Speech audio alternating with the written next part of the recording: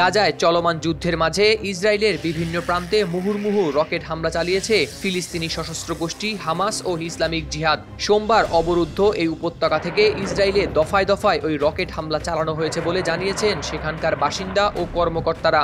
Islamic জিহাদের সশস্ত্র শাখা বলছে, ফিলিস্তিনি জনগণের বিরুদ্ধে ইহুদিবাদী শত্রুর অপরাধের প্রতিক্রিয়ায় গাজা সীমান্ত লাগোয়া ইসরায়েলি কয়েকটি সম্প্রদায়ের দিকে রকেট নিক্ষেপ করেছে তাদের যোদ্ধারা।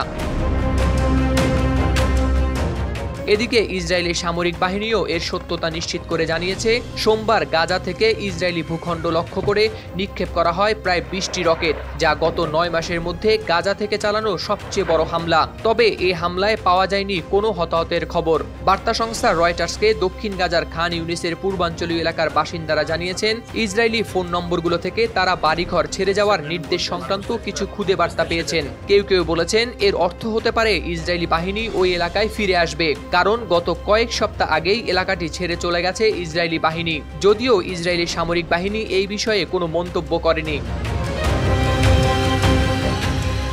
এদিকে সোমবার ইসরায়েল অধিকৃত পশ্চিম তীরেও ছড়িয়ে পড়েছে সহিংসতা। ফিলিস্তিনের গাজার বিভিন্ন এলাকায় ব্যাপক হামলা চালিয়েছে ইসরায়েলি বাহিনী। উত্তরে গাজা নগরী, মধ্যাঞ্চলে নুসেইরাত আশ্রয় শিবির এবং দক্ষিণে খান ইউনিস ও রাফায় হামলার খবর পাওয়া গেছে। ফিলিস্তিনের স্বাস্থ্য মন্ত্রণালয় বলছে, সোমবার তুলকারম শহরে ইসরায়েলি বাহিনীর অভিযানে এক নারী ও এক শিশু নিহত হয়েছে। একই এলাকায় একদিন আগে ইসরায়েলি হামলায় ইসলামিক জিহাদের এক সদস্য নিহত হন।